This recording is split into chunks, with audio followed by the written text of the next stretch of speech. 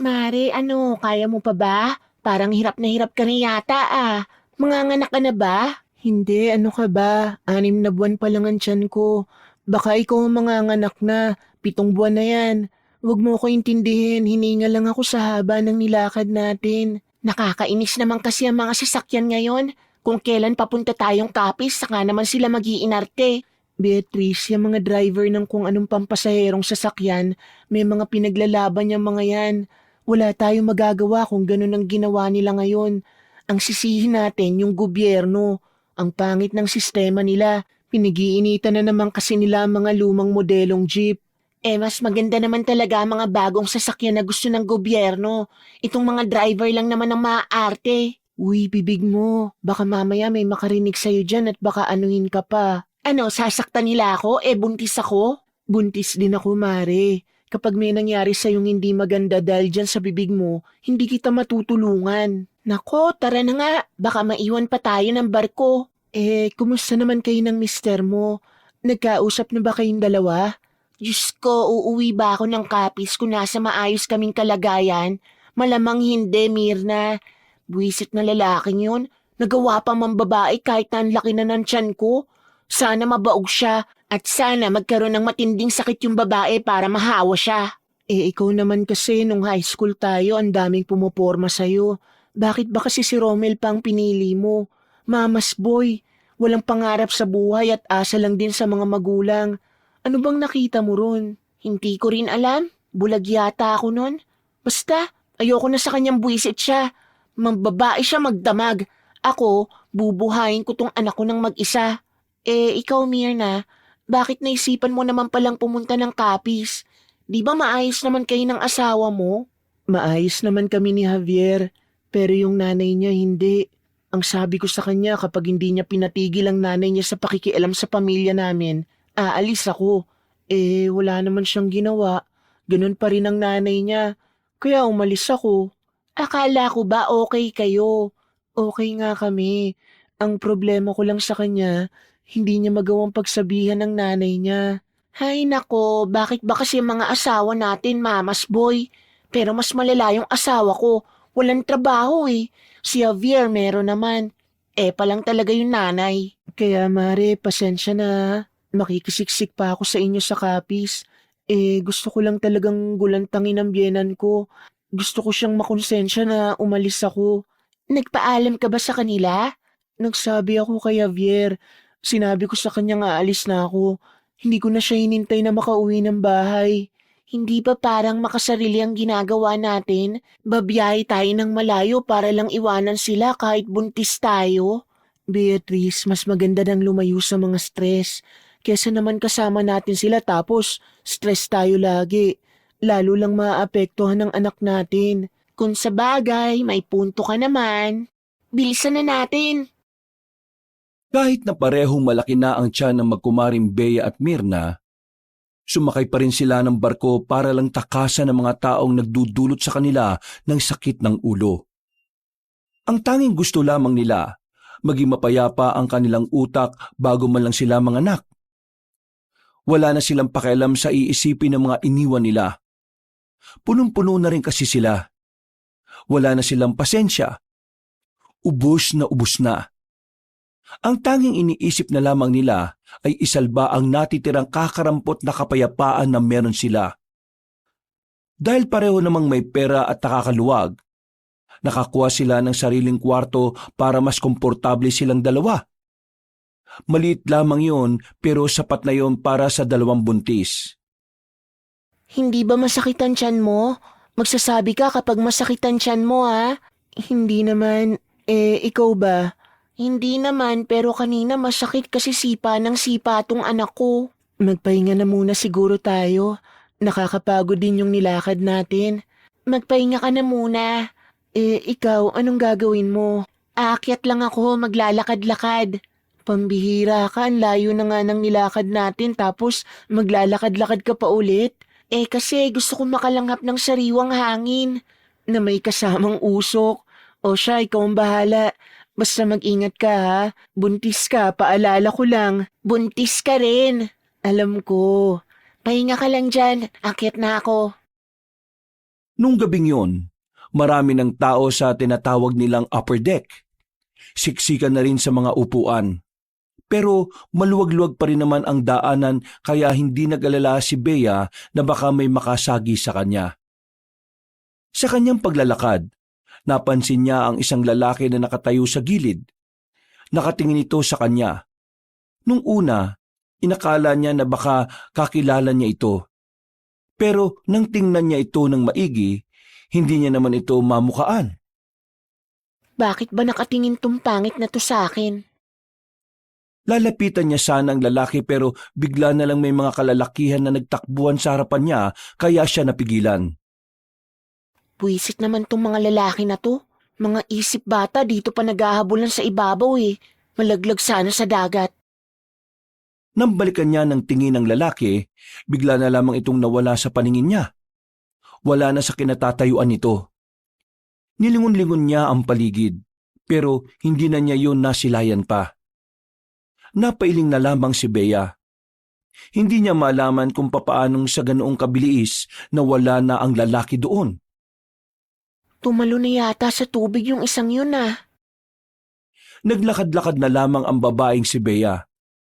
Kahit na papaano, narelax siya dahil sa lamig ng hangin. Gumaan din ang pakiramdam niya. Pakiramdam na hindi niya maramdaman kapag kasama niya ang kanyang asawa.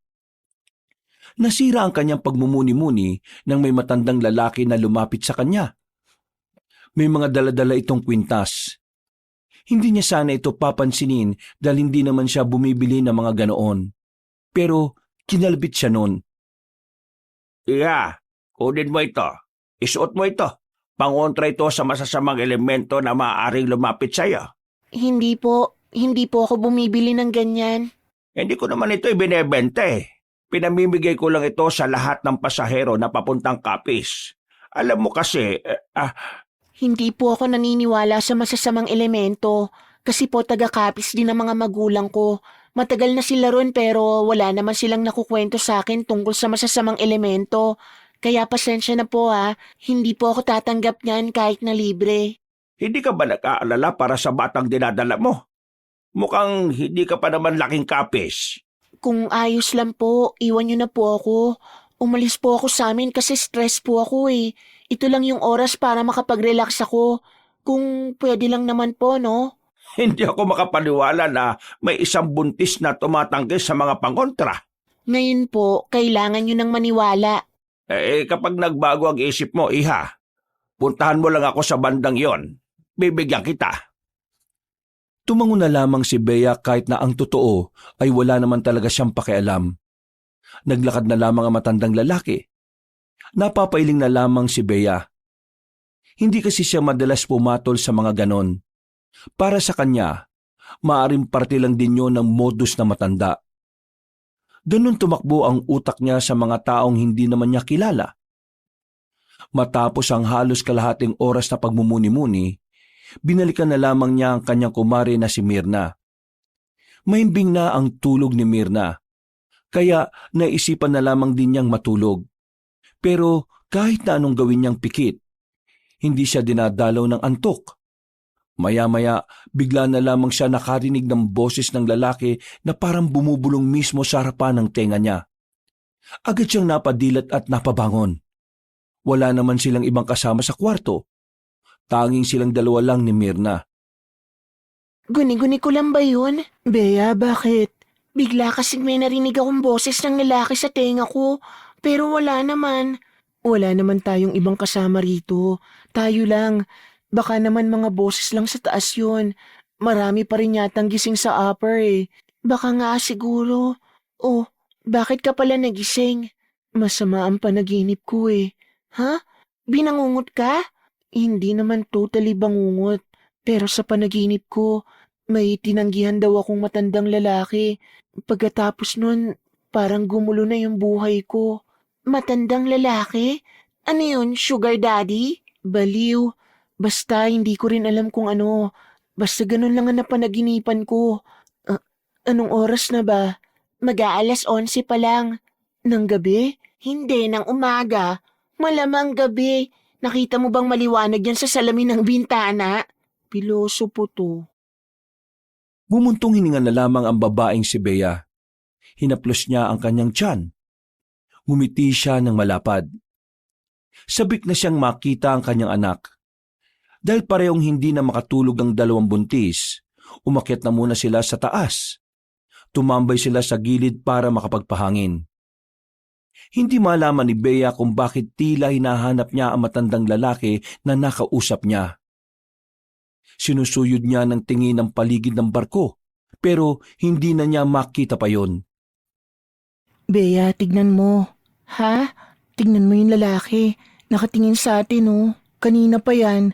Iyan din yung lalaking tumitingin sa akin kanina.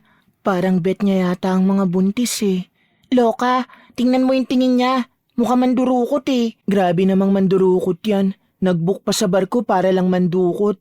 Oo, saan ka pupunta? Lalapitan ko. Tatanungin ko siya kung anong problema niya sa ating dalawa. Sigurado ka? Baka mamaya biglang manakit yan. Hindi naman siya mukhang baliw eh. Akong bahala. Ito talaga kahit kailan puro tapang eh. Buntis ka ha? Akong bahala. Hindi nagpapigil ang babaeng si Bea. Nilapitan niya ang lalaki na ilang metro lang naman ang layo sa kanila. Paglapit niya, nung una ay parang hindi pa siya nito naririnig. Kaya naman tinapik niya ito ng malakas sa balikat. Anong atin, kuya? Ha? Bakit? Kanina mo pa kami tinitingnan. Kanina rin nung ako lang mag-isa. Tinitingnan mo ko. May problema ka ba sa amin? Wala akong problema sa'yo. Hindi ba kayo pwedeng tingnan? Oo, hindi. Parang nakakabastos ka eh. Sa lakas ng boses ni Bea, napapatingin na sa kanila ang ibang naroon. Pero parang wala lang pakialam ang lalaki. Nanatili itong kalmado at blanko ang reaksyon ng muka. Type mo ba kami? Mahilig ka ba sa mga buntis? Ano? Oo, gusto ko mga buntis eh. Eh, bastos ka naman pala talaga eh. Hindi nagsalita ang lalaki. Tumingin lamang ito sa kanya. Yung tingin nito, para bang tumatagos hanggang sa kaluluwa niya. Sa hindi malamang dahilan, biglang nakaramdam ng kaba si Bea. Naramdaman na lang din niya na nagdilikot na ang sanggol sa kanyang sinapupunan. Samantala, lumapit na rin si Mirna nang mapansing tila nagkakainitan na ang dalawa.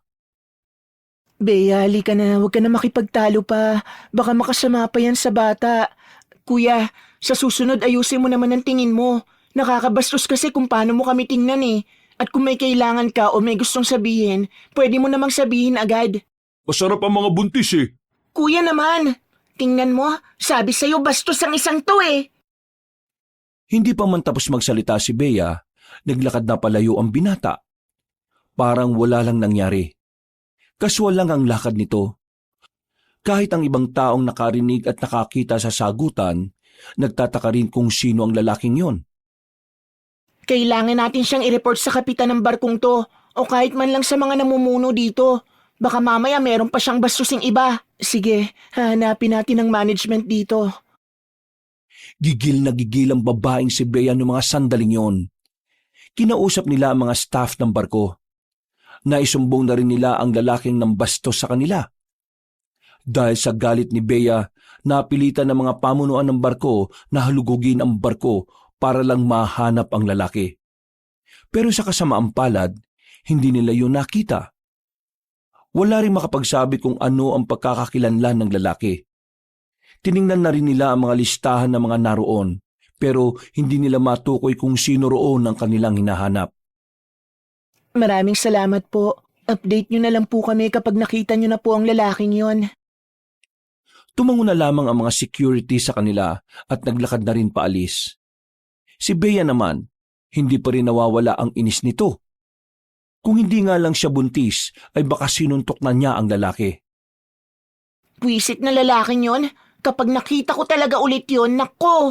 Pero wala na siya rito. Saan naman kaya mapupunta yon? Nagtataka nga rin ako eh. Kasi nung unang beses na ako ang tiningnan niya, bigla na lang din siyang nawala. Hindi ko alam kung paano. Akala ko nga tumalo na siya sa tubig eh. Hinahanap niyo yung lalaking kinakausap niyo kanina. Diyos ko, yan na naman siya. Kilala mo yan? Siya yung nag-aalok ng kwintas kanina. Manong, kilala niyo po ba yung hinahanap namin? Hindi ko siya kilala, pero alam ko kung ano siya. Po, huwag mo nang kausapin. Weirdo yan. Huwag niyo na siyang hanapin. Mas mainam na huwag niyo na siyang lapitan. Bakit naman po? Sabi nang huwag mo nang kausapin yan. Dahil ang lalaking yon ay isang aswang.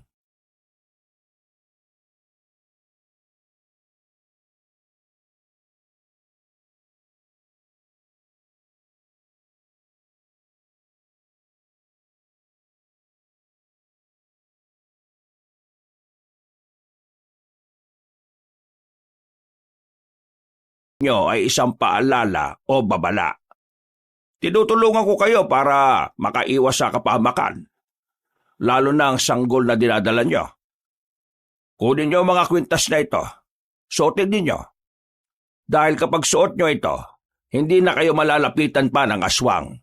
Didistansya na siya sa inyo. Manong naman, sinabi nang wala kami sa mood para sa mga ganitong bagay eh. Ano bang hindi maliwanag sa sinasabi namin? Teka. Bakit nyo sinisigawan ng lolo ko? Lolo mo to? Oo, bakit? Pagsabihan mo naman tong lolo mo na wag niya na kaming guluhin gamit ang mga kwintas na sinasabi niya. Kasi masama na ang gabi namin. Pasensya na kayo kung inaalo kayo ni lolo ng mga dala niyang kwintas. Albularyo ang lolo ko sa Kapis. Galing kaming Maynila. Ginagawa na niya ito noon pa man. Namimigay siya ng mga ganyang bagay sa lahat ng papunta ng Kapis. Kung naabala man niya kayo, pasensya na. Ginagawa niya lang ang tingin niyang makabubuti sa iba. Pero hindi naman tama na sinisigawan niyo yung lolo ko. At tama ba na nanggugulo siya ng 2 buntis na stress na sa buhay? Wala naman akong sinabi na ganun ah. Ang sinasabi ko lang naman, kung ayaw nyo, edi ayos lang. Hindi naman kayo pinipilit eh. Anong hindi pinipilit? 2 beses niya na ako nilapitan para dyan. Wala ka bang lolo o tatay? Para kasing hindi mo alam na minsan normal sa matatanda ang pagiging makulit eh. Kuya, pasensya na. Aalis na lang kami. Pakisabihan na lang din ng lolo mo. Walang ginagawang mali ang lolo ko. Ayaw nyo lang kasi siyang pakinggan eh. Kahit na ang totoo, kapakanan nyo lang naman ang iniisip niya. Pero kung ayaw nyong maniwala, edi sige, walang problema. Pero eto lang ang sasabihin ko ah. Wag na wag kayong magsisisi na tinanggihan nyo ang inaalok ng lolo ko. Talagang hindi kami magsisisi, kuya, kasi nakakaabala. Dali mo na nga yan, lolo mo, kasi lalo lang nasisira ang gabi namin eh. Gusto ko lang humingi ng paumanhin kung nakukulitan kayo sa akin. Pasensya na at naabala ko kayo. Wala akong ibang intensyon kundi ang kaligtasan lamang ng inyong mga anak. Hindi ko na kayo pipilitin pa kung ayaw nyo akong paniwalaan at pakinggan. Pero kung sakaling mangailangan kayo ng tulong, nandun lang kami sa dulong banda. Tara na lo, huwag na kayong magmagandang loob sa mga taong mga masasama ang ugali. Anong sinabi mo, kuya? Wala akong naririnig. Kalalaki mong tao, papatol ka sa babae? Ikaw nga, walang galang sa matanda eh. Baka hindi ka napalaki ng maayos ng magulang mo, no? Halata naman sa height eh. Good luck na lang sa batang isisilang mo. Sana hindi niya manahin ang ugali mo. Baka ikaw ang hindi napalaki na maayos. Beatrice, tama na. Kuya, sige na. Umalis na kayo. Lalong nanggigil si Bea ng mga sandaling yon. Hindi nito inakala na may makakatapat siya at may taong iinsulto sa kanya. Huminga na lamang siya ng malalim. Pilit niyang ikinakalma ang kanyang kalooban. Ayaw niyang madagdagan pa ang stress niya, kaya sinubukan niyang palagpasin ang nangyari. Beatrice naman, alam mo nang hindi tayo pwedeng ma-stress. Talagang nakipagsagutan ka pa rin sa lalaking yon. Paano kung may masamang mangyari sa anak mo? Mag-isip ka nga. Anong gusto mong gawin ko? Hayaan ko na lang na ganun? Beatrice, hindi naman tayo inaargabyado ng matanda. Kinausap lang tayo. Masyado ka lang talagang emosyonal kaya iritado ka. At kinakampihan mo pa yung maglolo na yon? Hindi ko sila kinakampihan. Pero hindi rin naman kasi tama na sigawan mo yung matanda. Ang dami pang nakakarinig. Paano kung lolo mo ang ginanon? Di ba magagalit ka rin? Umirap na lamang si Bea. Hindi pa rin niya matanggap na sa mga pagkakataong yon ay may ginawa rin siyang hindi tama. Napapailing na lamang sa kanya si Myrna. Nung sandaling yon, nanatili na lamang sila sa kanilang kwarto. Pero hindi pa rin sila dinadalaw ng antok. Sorry na, inis lang talaga ako. Wala ka namang kasalanan sa akin kaya huwag kang mag-sorry. Ayoko lang na nagpapaka-stress ka pa. Nakakainis kasi ang mga tao ngayon. Halos lahat wala sa ayos. So, pati ako? Siyempre, hindi ka kasama. Kaya nga halos lahat lang, di ba? Ang mabuti pa, pilitin na lang nating makatulog. Anong oras na rin eh. Masama sa atin ang nagpupuyat. Tumango na lamang ang babaeng si Bea. Ipinikit na niya ang kanyang mga mata. Kalaunan din naman ay nakaramdam na rin siya ng antok. 11:00 na gumising ang babae. Nakaramdam na rin siya ng gutom. Pagtingin niya sa kabilang kama, wala na si Myrna. Kinukusot-kusot niya pa ang kanyang mga mata nang bumangon. Nasaan naman ang isang yun? Matapos makapagilamos at makapag-toothbrush, ay lumabas na rin siya roon. Nagtungo siya sa taas. Sinubukan niyang hanapin ang kanyang kasama. Ang daming tao sa labas. Hindi niya agad makita si Myrna. Umupo na lamang muna siya sa gilid. Mga ilang sandali lang, nasa tabi na niya ang babae. Saan ka galing? Naganap lang ng almusal natin. Ito, may dala na ako. Tara, kainin na natin. Ang sama rin ng panaginip ko. Buwisit kasing matanda yun eh. Pati tuloy sa panaginip ko pumasok. Ano ba yun? Aswang-aswang din. Ha? Aswang din? Bakit? Nanaginip ka rin ba? Oo. Ano bang panaginip mo? Nasa bahay na raw ako tapos may umaaligid na lalaki sa labas. Tapos nung gumabi, nakita ko siyang nakaupo sa balon namin. Bea, yung bahay niyo ba meron talagang balon? Oo, bakit? Kasi yung panaginip ko, nandun na daw tayo sa bahay niyo. Tapos nakita ko sa panaginip yung balon. We, oo nga. Dun sa panaginip ko yung bahay niyo may taniman ng kamatis at iba pang mga gulay ano. Tama ba? Hindi ko lang maalala kung sa kaliwa o sa kanan. Pero tingin ko parang sa gilid lang talaga siya. Hindi na muna nakapagsalita ang babaeng si Bea. Medyo kinilabutan siya.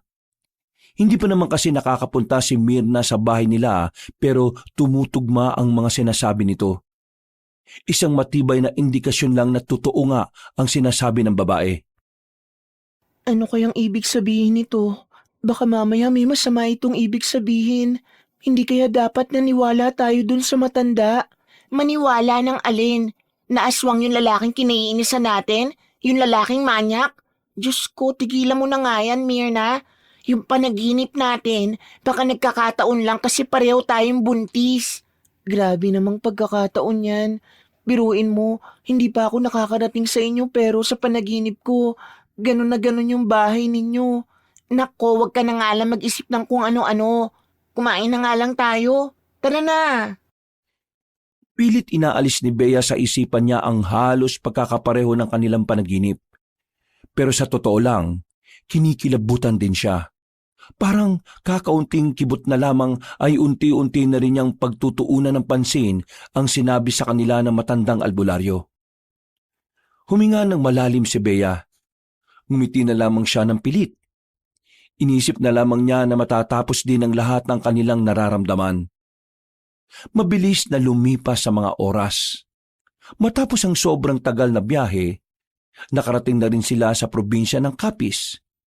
Gabi na nang makababa na sila ng pier. Ang daming tao. Pahirapan kung makasakay. Ang sabi ni Manong na napagtanungan ko, wala na raw masasakyan ngayon. Hanggang 9:00 lang daw kasi ang mga sasakyan ngayon dito eh. Kaya yung iba raw na pasahero kung saan-saan na lang muna matutulog dito. Don't tell me matutulog tayo rito. Wala namang maayos na matutulugan dito, no? Eh wala rin naman kasi tayo masasakyan. Hahanap na lang siguro tayo ng maayos na pwesto. Kahit na nakaupo lang tayo, okay na siguro. Wala ka bang maaarkilang sasakyan dyan? Magbabayad naman tayo. Tingin mo ba may maaarkila tayo eh? Halos lahat dito, ganun din ang hanap. Eh buntis naman tayo no? Baka naman paunahin nila tayo. Sinubukan ko nang maghanap, pero wala naman silang pakialam kung buntis tayo o hindi eh. Ang malas naman natin. Kung hindi siguro tayo tumagal sa pag-stop over sa pier kanina, eh di sana nakarating tayo rito ng medyo maaga pa. Wala naman tayong magagawa. Ang mabuti pa, Humanap na tayo ng mapupwestuhan kesa naiinis ka dyan. Huminga ng malalim si Bea. Pinilit na lamang niyang ikalma ang kanyang sarili. Pero sa totoo lang ay gusto na niyang sumigaw sa inis. Naglakad-lakad sila sa pier. Wala silang makitang maayos na pwesto. Nauna na sila ng iba. Hindi na alam ni Bea kung ano ang gagawin nila. Stress na siya. Maya-maya pa, biglang lumapit sa kanila ang maglolo. Ang maglolong nakausap nila sa barko. Pasensya na kung mga abala ulit ako mga iha. Pero wala ba kayong masasakyan? Hinawakan ng Mirna ang kanyang kamay para hindi na mainis pa. Pero kalmado na siya sa mga sandaling iyon. Hindi na rin siya naiinis sa matanda. Yung lalaki naman nakasama nito lang ang kinaiinisan niya. Wala nga po kaming mahanap. Hindi po namin inakalang kapag ganitong oras pala wala na masasakyan dito.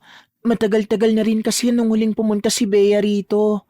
May hinihintay kaming sundo eh. Kung gusto nyo, sumabay na lang kayo sa amin. Hindi maganda na nasa labas kayo ng ganitong oras. Pero lo, alam niyo naman yung nangyari nung nasa barko pa tayo, di ba? Ayaw nila, Apo. Hindi ka ba naaawa sa kanila? Mga buntis sila, oh. Mahamog sa labas. Paano kung sobrang layo pala ng tirahan ng mga yan? Mga iha, saan ba ang bahay ninyo? Bea, saan daw? Kahit wag na. Maghihintay na lang tayo dito hanggang umaga. Seryoso ka ba? Ilang oras tayong tatayo rito? Diyos ko, pwede ba? Ibaba mo na nga muna ang pride mo. Wala tayong ibang mahihinga ng tulong. Nagtitiwala ka agad sa kanila, hindi naman natin yan kilala. Hindi naman sila mukhang masama. Sige na, sabihin mo na kung saan. Sasabay tayo sa kanila. Sa San Pablo, Purok 2. San Pablo? Purok 2? Abay, malapit lang din pala sa amin ah. Madadaanan lang namin yon bago kami makarating sa lugar namin. Kung ganun sumapay na lang kayo sa amin.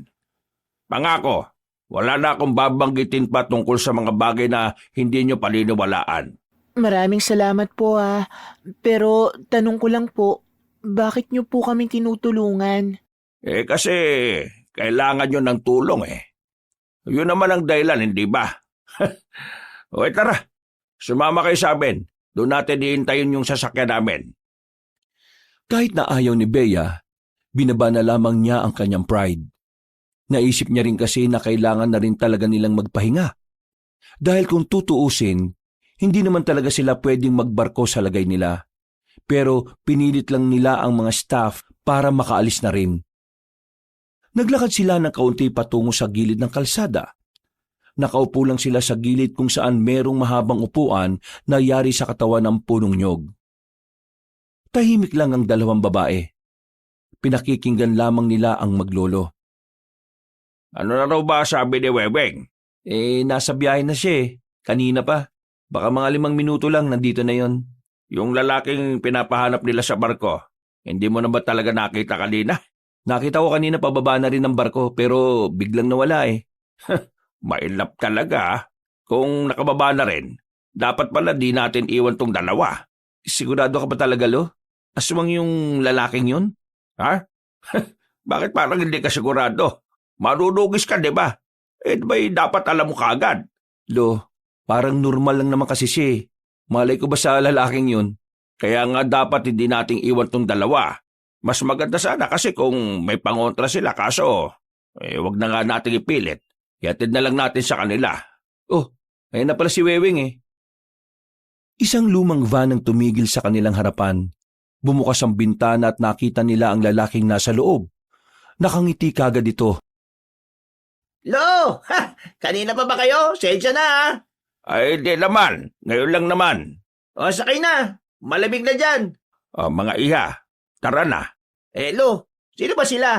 Sa bahay ko na lang ikukwento. Basta ngayon kailangan natin silang ihatid sa kanila. Sige. Pasok na. Inalalayan sila ng lalaking si Nathaniel. Hindi nagtagal ay agad na rin silang umandar.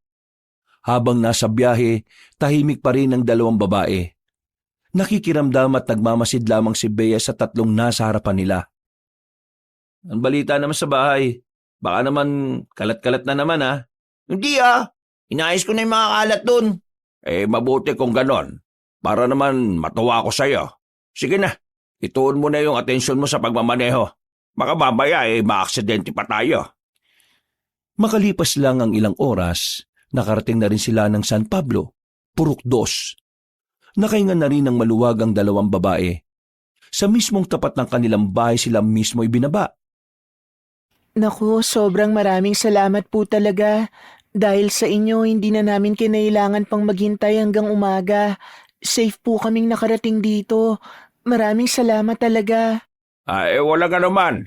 Gusto lang din naman naming tumulong sa inyo. Siyempre, kababayan naman pala namin ang angkan nitong kasama mo Ay, siya nga pala. Mag-iiwan ako ng numero ko sa inyo ha. Pwede niyo akong tawagan o i-text sakaling makailangan kayo ng tulong. Huwag lang tungkol sa pera ha. Mahirap lang kami. Inabot na matandang lalaki ang kapirasong papel. Tinanggap naman ito ni Mirna. Si Bea naman ay pilit ng ngiti na lamang ang iginanti. Siya, sige na. Kami lalarga na at maaga pa rin kami mamaya. Mag-iingat kayo palagi ha.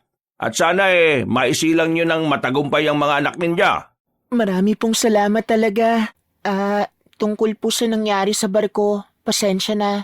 Mainit lang po talaga ang ulo ko noon dahil dun sa lalaking yun. Ayos lang yon. Kabisado ko naman ang mga buntis Pabago-bago ang mood. Kaya huwag nyo nang isipin yon. Pumasok na rin ang tatlong lalaki sa van. Kumuhay pa ang matandang lalaki bago sila tuluyang umalis. Napabuntong hininga naman si Bea. Akala ko hindi ka magsusorry. May konsensya din naman ako, no? Bea, dito talaga ang bahay ng lola mo? Ang laki Sabi ko naman kasi sa'yo may kaya sa buhay ang angkan ko rito. Tingnan mo ang lawak ng bakuran. Pero, nagsabi ka ba sa kanyang darating tayo? Nagsabi ako kahapon. Ang kaso nga lang, hindi naman nag-reply si Lola sa message ko. Kaya hindi ko alam kung alam niya. Sa iba mong kamag-anak, hindi ka nag-message? Hindi ko naman sila close Tara na, pasok na tayo.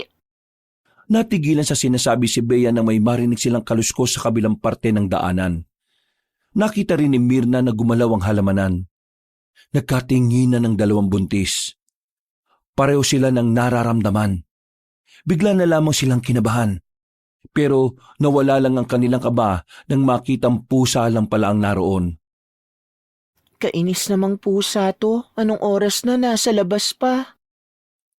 Hindi na lamang pinansin ni Bea yon at nauna na ring naglakad patungo sa pintuan ng bahay. Lola! Lola Manay! Nandito na po ang pinakamaganda niyong apo, si Beatrice. Lola! Baka wala dyan ang lola mo. Saan naman pupunta yun? Ito lang naman ang bahay niya. Baka naman makabulahaw tayo. Lola! Nandito na kami!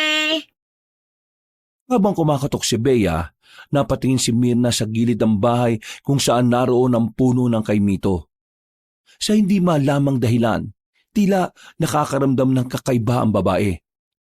Nagtindigan ang kanyang mga balahibo. Hindi niya maintindihan kung bakit. Pero isa lang ang sigurado ni Mirna ng mga sandaling yon. Parang may kung sinong nakamasid sa kanila mula sa punong yon. Diyos ka, ikaw na ba yan, Beatrice? Ako na nga ito, Lola. Ito po si Mirna, kaibigan ko. Naku mga buntis to, pumasok kayo, pasok! Pinagandaan agad sila ng matandang babae ng masarap na tableya. Binigyan din sila ng makakain at sa sala sila nag-usap-usap. Buntis kayo bakit pa kayo bumiyahe ng sobrang layo? Nako, kung alam ko lang di sana pinasundo ko na kayo kanina. Lola, nag-text din ako sa inyo. Tumawag din ako kaso ang hirap ninyong kontakin. Nako ka, yung cellphone nasira na nung nakaraan. Kaya wala akong ginagamit ngayon. Ayun, hindi ko alam na pupunta kayo. Bakit nga pala kayo nagpunta? Ano bang meron? Ikukwento ko na lang po sa inyo mamayang umaga, Lola. Mukhang naistorbo ko ang tulog niyo Hindi naman. Mababaw lang din naman kasi ang tulog ko Ay, siya nga pala. Eto ang kaibigan mo. Kumari mo ba ka mo? Oo, La. Magkumari kami sa anak din ng kaibigan namin. Kumusta ka naman, iha? Buti naman at sinamahan mo ang apo kong ito. Kasi nakiusap po ako sa kanya na sumama. May problema din po kasi ako sa amin. Alam ko na. Kaya kayo narito kasi tumatakas ba kayo sa stress? Sa asawa yan, ano? Galing mo, La. Sarap mong kurutin. Nagtawanan sila pero maya-maya lang. Tinulungan na sila na matanda na umakyat sa taas. Inihatid sila nito sa magiging kwarto nila. Malaki ang kwarto sa itaas. Malinis din. Saktong-sakto yon para sa kanilang dalawa. Wala nga lang electric fan. Pero masarap naman ang hangin sa labas kaya buksan nyo na lang ang bintana. O ano, ayos na ba kayo rito? Ayos na po kami rito, La. Maraming salamat. Magpahinga ka na po ulit. O siya, sige. Pupunta na ako sa silid ko, ha? Matutulog na ulit ako. Maraming salamat, Lola. Laki ng bintana, Mars. Sara natin. Wala ngang electric fan. Hayaan mo na lang para makapasok ang hangin. Mula sa kinalalagyan nilang kama, natatanaw ni Mirna ang puno ng kaimito sa labas. Hindi niya talaga maipaliwanag ang kanyang nararamdaman. So tuwing mapapatingin siya roon, pakiramdam niya ay meron ding nakatingin sa kanya. Kumusta naman ang tiyan mo? Hindi ba sumasakit? Maayos naman. Wala namang problema. Ikaw ba? Kanina nung nasa pier tayo, sipa siya ng sipa. Baka kasi alam na niyang malapit na tayo. Ewan ko ba rito sa anak ko, ang lakas sumipa. Parang kabayo eh. Ang sakit kaya minsan. Matapos ang kanilang sandaling pag-uusap, humiga na rin sila. Iisa lang ang kama pero may kalakihan kaya kasyang-kasya naman silang dalawa. Mga bandang 3:00, hindi na naman makatulog ang babaeng si Bea. Pagtingin niya kay Mirna, gising pa rin ito. Uy Mars, namamahay ka ba? Hindi, inaantok na rin ako. Pero hindi ko magawang pumikit. Bakit? Nakabukas kasi yung bintana eh. Hindi kasi natin pwedeng isara. Baka naman mainit. Pakiramdam ko kasi may nakatingin sa akin mula doon sa punong yun. Yun din palang nararamdaman mo. Ramdam mo rin? Oo, kanina ko pa nararamdaman eh. Ano to, aswang na naman? Naniniwala ka na sa aswang? Hindi. Bakit ako maniniwala? Kasi kung hindi ka naniniwala sa aswang, hindi ka rin maniniwala sa sasabihin ko. Bakit? Ano ba yun? Pakiramdam ko, merong engkanto dyan sa punong yan. Diyos ko, engkanto naman ngayon. Sabi ko na nga ba hindi ka maniniwala eh. Isara mo na nga lang yung bintana para makatulog na tayo. Sinunod na lamang ni Mirna ang kanyang inutos. Maya-maya lang din ay agad na rin silang nakatulog. Kinabukasan, pagdilat ni Bea ng kanyang mga mata ay maliwanag na sa labas. Nararamdaman na rin nila ang sikat ng araw na nanggagaling sa labas. Ginising na ni Bea si Mirna. Sabay na rin silang lumabas ng silid. Pagbaba nila sa sala, nakapagluto na pala ng pagkain na matandang si Manay. Buti naman at nagising na kayo. Heto, nakapagluto na ako ng tanghalian. Tanghalian? Oo, 11:00 na eh. Bakit? Nagtaka lang po ako. Tumitilaok pa rin pala ang manok kahit tanghali na. Oo naman. Hindi mo naman sila mapipigilan kung gusto nila eh. Pwede ko rin po ba kayong tawaging Lola? Ay, oo naman. Bakit naman hindi? Alam niyo po kasi hindi ko po naranasang magkaroon ng lola. Bago ako ipanganak, wala na po ang lolo at lola ko. Bunso po kasi ako kaya hindi ko na sila inabutan. Ulot lola mo kaya hindi sila umabot ng matagal. Uy, si Lola, grabe to. Tama naman si Lola Manay. Yung lolo ko pala inom. Si Lola naman malakas manigarilyo kaya yun, maagang kinuha ni Lord. Masaya silang kumain ng tanghaling yon, kung ano-ano na ang naikwento nila sa matanda. Masigla na sana ang oras na yon kung hindi lamang napunta ang usapan sa mga kababalaghan. Wala ba kayong nararamdaman na kakaiba nang dumating kayo rito? Nagkatinginan ng dalawang buntis. Hindi na nagkaila pa si Bea. Aaminin na niya ang nararamdaman nila ni Mirna. Sa bintana namin malapit po yung punong kaimito. Pakiramdam namin may nakatingin sa amin dun. Meron talaga nakatira sa kay Mito na yon. Hindi lang namin pwedeng putulin ang puno dahil baka magalit. Nakatira? Oo, engkanto. Pero huwag kayo mag-alala. Sabi ng albularyo na nakausap ko noon, hindi naman daw masama ang engkantong yan. Engkantong puti ang tawag sa kanila. Hindi sila nananakit. Nagmamasid lang sila palagi. Huwag lang daw gagalawin ang puno kasi doon siya magagalit. Naniniwala po pala kayo sa mga kababalaghan. Ikaw ba naman isilang at tumanda sa kapis? Paanong hindi ka maniniwala? Nung nasa barko naman po kami, may nakausap din kaming albularyo. Ang sabi niya, yung lalaki daw na tingin ng tingin sa amin, aswang daw. Ay opo, totoo po yan. Napatigil sa pagmuya ang matanda. Tila bumakas ang pagkabahala nito sa muka. Nakaramdam ito ng kaba para sa dalawang buntis. Bagay na nagdulot din ng pagkailang sa dalawang babae. Bakit Totoo ang mga aswang. Totoo ang mga kagaya nila. Hindi na nakapagsalita pa ang dalawang buntis ng mga sandaling yon dahil si Aling Manay na ang nagsabi sa kanila. Pakiramdam nila ay dapat silang maniwala. Seryoso din kasi ang mukha ng lola ni Bea.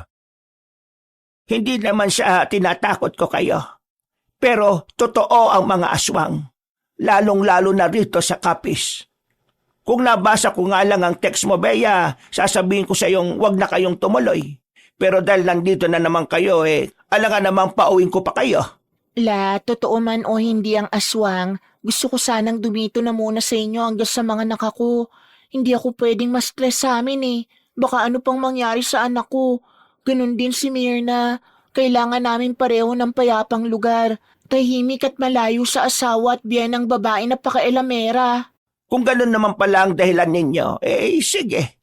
Pero ito lang ang gusto ko. Habang naririto kayo, sumunod kayo sa mga paalala ko. Para na rin naman ito sa inyong kaligtasan. At siyempre, sa inyong mga anak na rin. Sige po, makikinig kami sa inyo. Wag na wag kayong kakausap ng mga taong hindi nyo namang kilala. At wag na wag din kayong magpapatapik sa balikat. Kapag may hindi kilala na tumapik sa balikat ninyo, tapikin nyo rin kagad pabalik. Sa parehong balikat. Kung sa kanan kayo tinapik, sa kanan nyo rin tatapikin. Para saan naman po yun?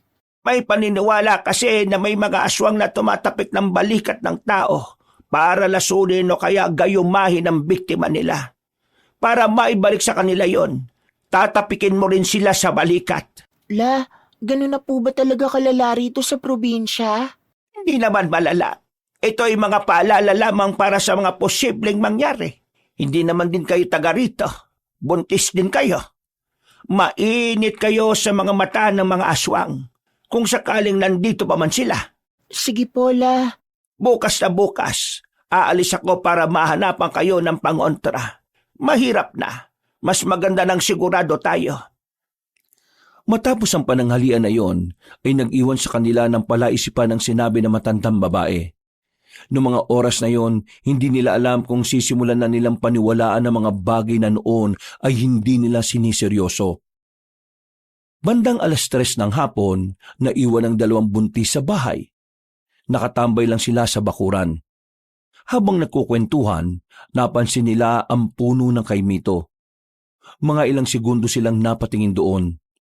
Nang makaramdam sila ng pagkailang, dito na nila iniwas ang kanilang tingin. Kanina, aswang. Tapos ito namang puno na to, may engkanto. Engkantong puti ba yung sinabi ni Lola? Oo, engkantong puti.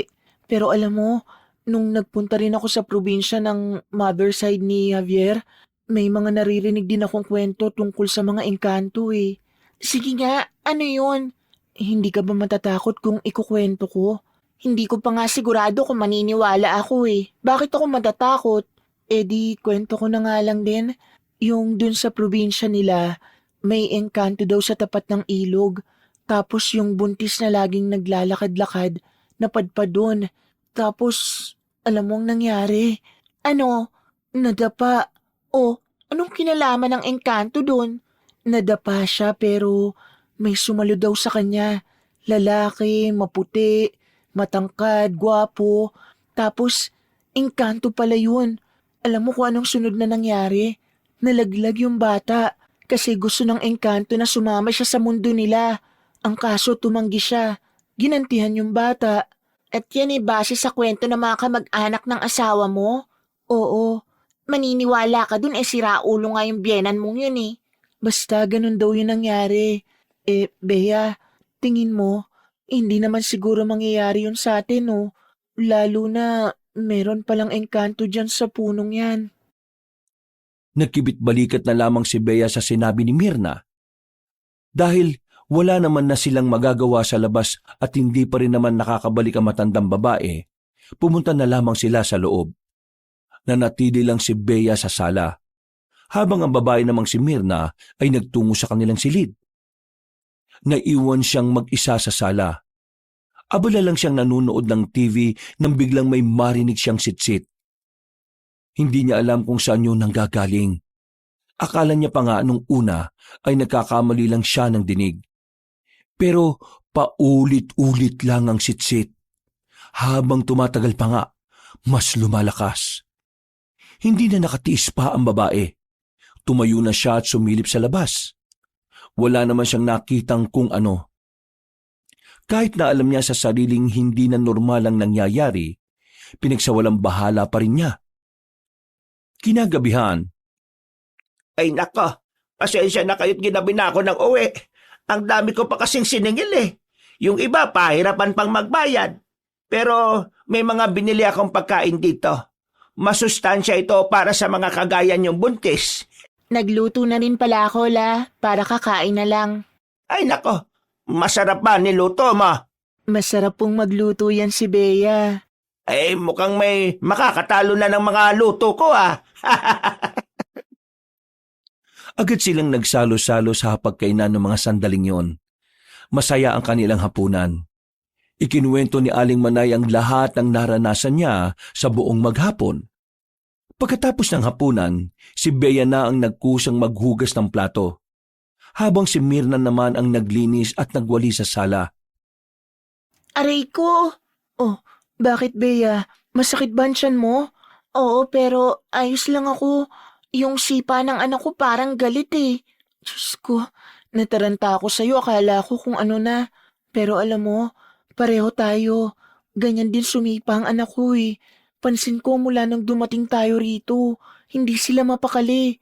Sipa sila ng sipa. Baka kasi nahanap na nila ang tatay nila. Naalala ko na naman si Romel. Nabubwisit ako sa mukha eh. Naku, wag mo nang isipin. Mas lalo ka lang maiinis eh. Sige na, tapusin na natin ang mga ginagawa natin. Mabilis na lumipas sa mga oras. Oras na rin ang kanilang pagtulog. Habang nagpapantok at nagbabasa ng pocketbook, bigla nilang naramdaman na parang may mabigat sa bubungan. Nung una ay nagkatinginan pa sila, pero nang marinig nilang tila naglalakad na yon, napabangon na ang dalawang buntis. Uy, Bea, mukhang totoo nga ang mga aswang mo.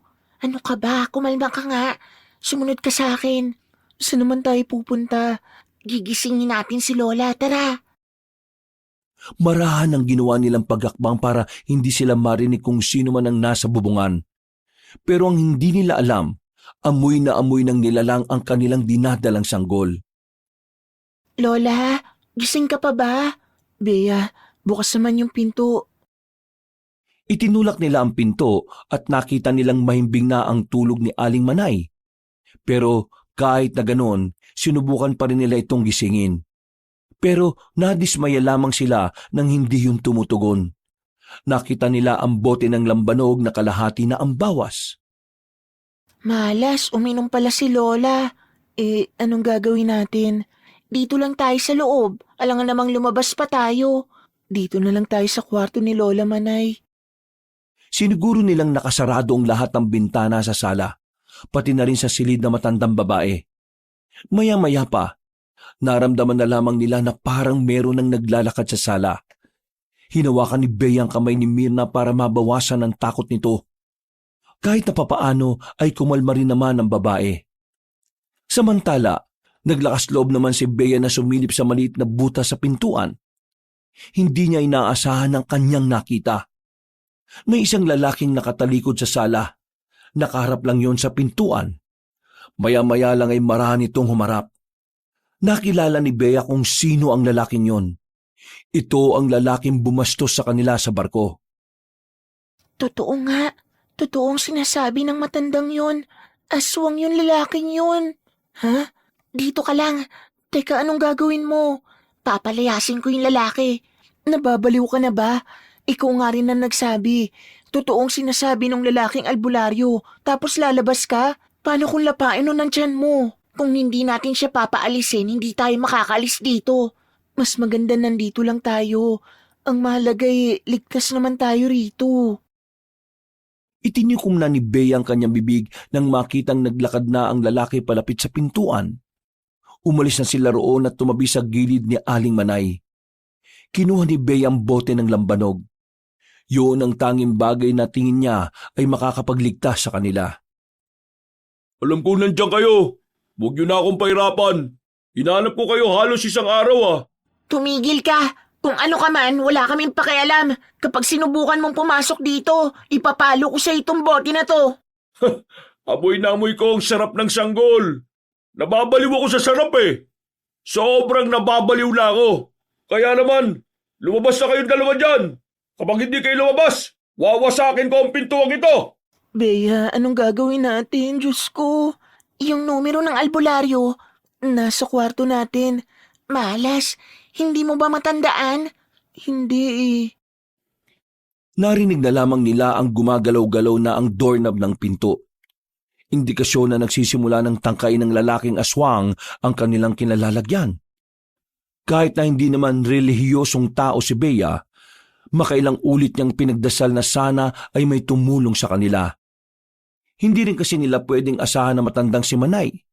Bukod sa lasing ito, alam nilang sa katandaan nito ay hindi rin naman ito kakayanin ng lalaking aswang. Maya-maya lang, nagtaka sila dahil meron na silang narinig na tinig na matanda sa sala. Isang tinig na hindi naman nila kilala. Ayon sa kanilang pagkakarinig, tila pinapaalis na matanda ang lalaking aswang na nanggugulo sa kanila. Lubayan mo ang dalawang buntis na yan! Huwag ka makialam dito. Magkaiba mundo nating dalawa. Wala kang kinalaman dito. Lubayan mo sila. Wala rin sila kinalaman sa gusto mong mangyari. Sinusubukan ko lang isalba ang sarili ko sa gutom. Huwag ka makialam. Hindi ako papayag na gawin mo silang pagkain. Kung hindi ka titikil, mapipilitan akong paslangin ka, kaibigan. Aba, tinatakot mo ba ako? Hindi kita tinatakot. Pero kayong mga aswang, alam niyo naman siguro kung ano ang kakayahan ng mga kagaya ko. Nung mga sandaling yon, hindi nila maintindihan kung ano na ba ang takbo ng usapan ng dalawa sa labas. Masyado ring mahiwaga ang dating na matandang naririnig nila. Nagpatuloy pa ang usapan ng dalawa hanggang sa tuluyan na ngang umalis ang aswang na lalaki. Narinig pa nilang padabog na isinarado ang pintuan sa sala. Nang masiguro nilang wala na ang aswang, lumabas na rin sila sa silid. Sinubukan nilang sumilip sa labas. Nakahinga sila ng maluwag nang masigurong nakalis na nga talaga ang aswang. Samantala, meron naman silang nakitang liwanag na nagmumula sa puno ng kaimito. Hindi sila makapaniwala. Para kasing nagkaroon doon ng portal kung saan nanggagaling ang nakakasilaw na liwanag. Bea, ano yun? Bakit akong tinatanong mo? Bea, parang lagusan yata yan. Diyan yata nakatira yung engkanto eh. Teka, yung matanda kanina, siya yung engkanto?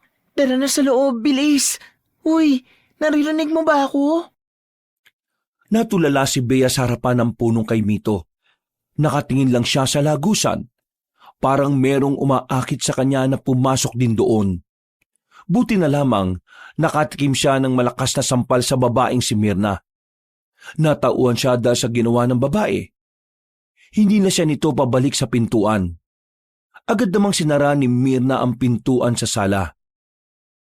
Ano bang ginagawa mo? Ha? Ginagawa ko? Beatrice, hindi mo ba alam na malapit ka nang pumasok doon sa lagusan? Ako? Papasok doon? Oo, tingin ko na ano ko eh. Ano bang tawag doon? Yung wala ka sa sarili? Na-hypnotized ako? Oo, gano'n na nga. My God! Nahaplos na lamang ng babae ang kanyang tiyan. Dahil takot sila magpunta sa silid nila dahil malapit yon sa punong kay Mito, nanatili na lamang sila sa sala. Gulong-gulo ang utak nila kung ano ang mararamdaman nila.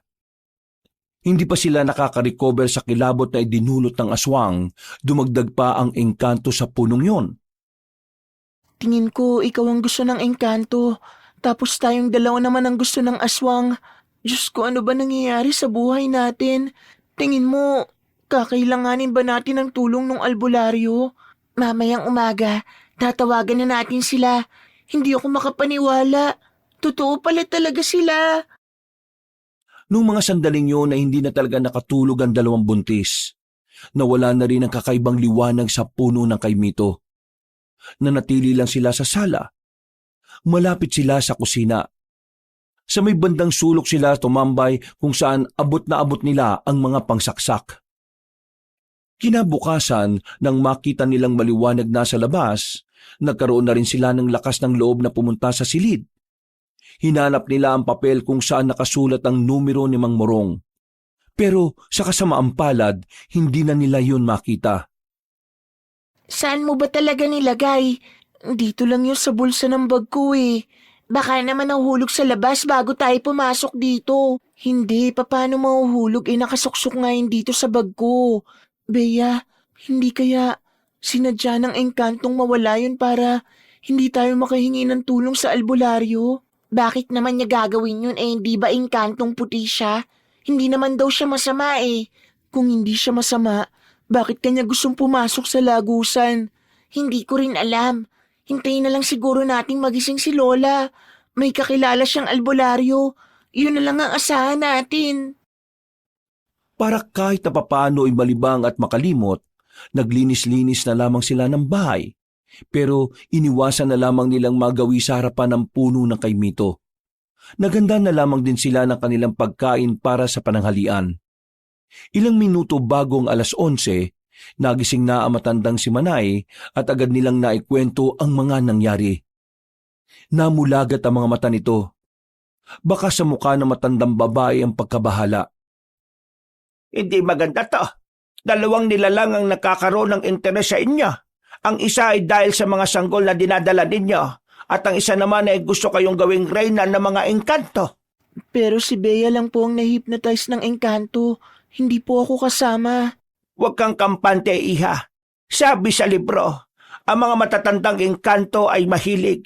Hindi sila nakokontento sa iisang asawa lang. Diyos ko naman, nakakakilabot naman to.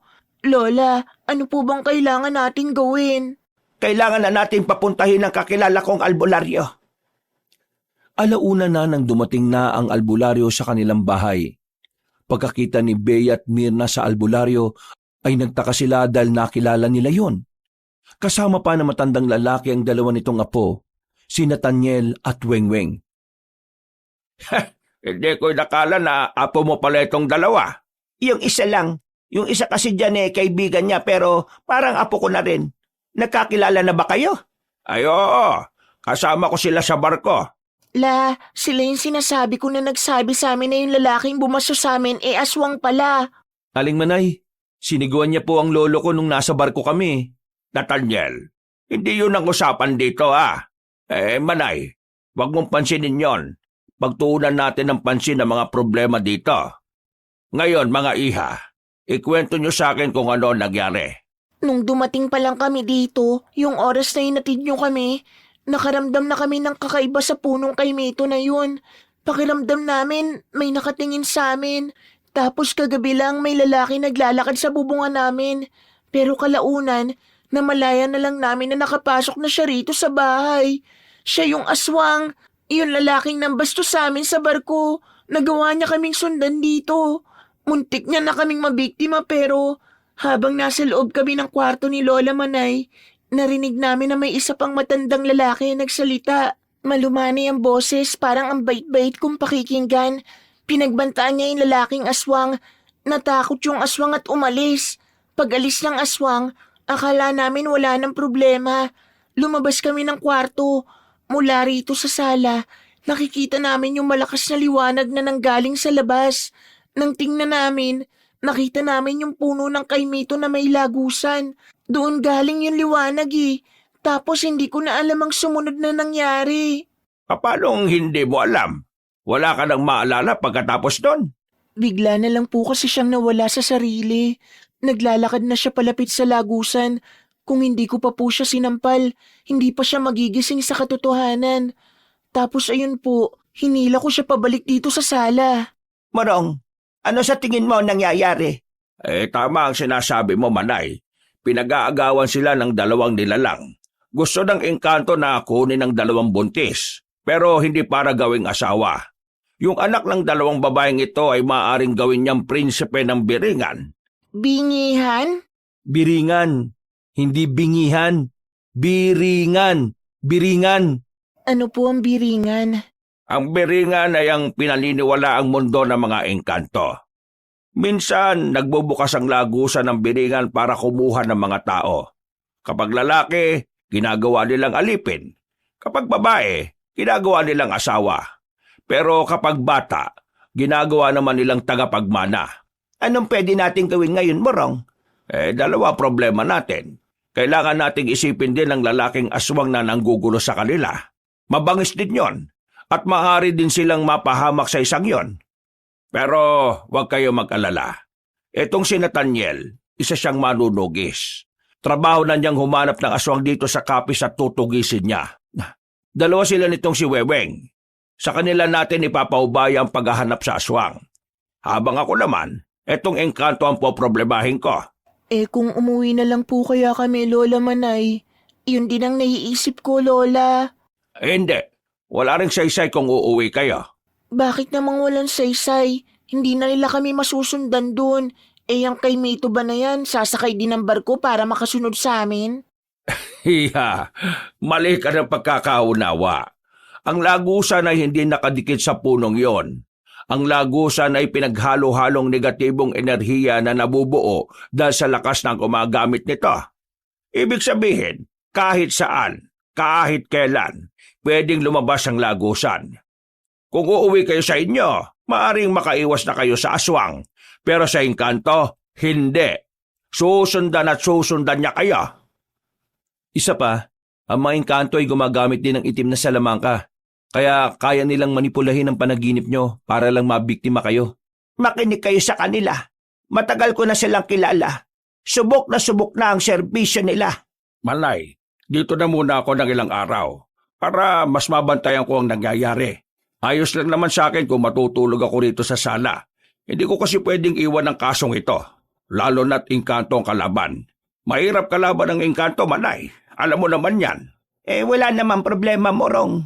Basta gawin mo ang lahat ng makakaya mo para protektahan itong dalawang buntis na ito. Dalawang apo ko ang nakasalalay dito at ang mga anak nila. Huwag ka mag-alala. Gagawin ko ang lahat. Mamayang 6:00, susubukan kong kausapin ng maayos ang engkanto. Kailangan ko lang ng prutas at alak para may alay sa kanya. Nathaniel at Weweng, kayong dalawa, susuyurin nyo ang lugar. Maglagay na rin kayo ng mga pangontra sa labas. Kayo naman mga iha, siguro naman makikinig na kayo sa akin ngayon. Kailangan nyo na itong suotin. Binigay na matanda ang 2 kwintas. Binigyan din ito si Aling Manay. Agad naman nila itong isinuot. Kahit na papaano, naging panatag ang kalooban ni Bea. Kinukumbinsi niya ang sarili na maililigtas sila ng mga pangontrang yon.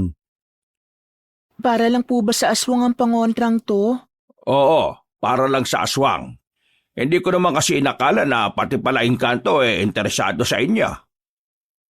Kinabukasan, nasa loob ng kusina ang 2 buntis. Nagluluto sila ng para sa kanilang hapunan. Nakikita nila ang 3 lalaki na kausap pa rin ng matandang si Manay. Sa mga nangyayari sa kanila, aminado si Bea na nababahala na rin siya para sa kaligtasan nila ni Mirna. Lalong-lalo na ang kaligtasan ng kanilang anak. Tingin ko kasalanan ko ang lahat ng to. Bakit mo naman naging kasalanan? Kung ano-ano na namang iniisip mo. Kung hindi tayo nagpunta rito, wala sanang aswang, wala sanang engkanto. Nadamay ka pa. Ano ka ba naman? Choice ko naman na sumama sa'yo. Isa pa, wala namang may gusto nang nangyayari. Lahat tayo hindi alam na mangyayari to. Pero hindi mo pa rin maikakaila na dahil sa pagpunta natin dito, nalagay ang buhay natin sa alanganin. Pambihira naman kasi. Wala naman kasi yung kay Mito na yan nung bata pa ako eh. Bata ka pa nun, Beatrice. 30 ka na ngayon. Ang tagal na nung huli ka nakarating dito. Kumusta naman ang tiyan mo? Tingin ko malakas ang anak ko. Sa lahat ng stress na dinadanas natin ngayon, ayos na ayos lang siya. Mas nakaka-stress pa yata to kaysa sa mga asawa natin eh. Naku, malalagpasan din natin to. Ikaw, kumusta ka naman at ang baby mo dyan sa tummy mo? May time na galaw siya ng galaw, nararamdaman niya yata na may nangyayaring hindi maganda. Hinawakan na lamang ni Mirna ang kanyang kamay at ngumiti ng malapad.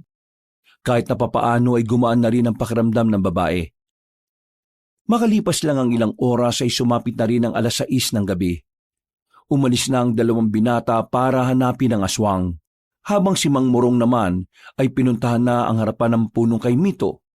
Dala-dala nito ang pagkain na niluto ng 2 buntis. Lola, magiging epektibo po kaya kung kakausapin niya yung engkanto?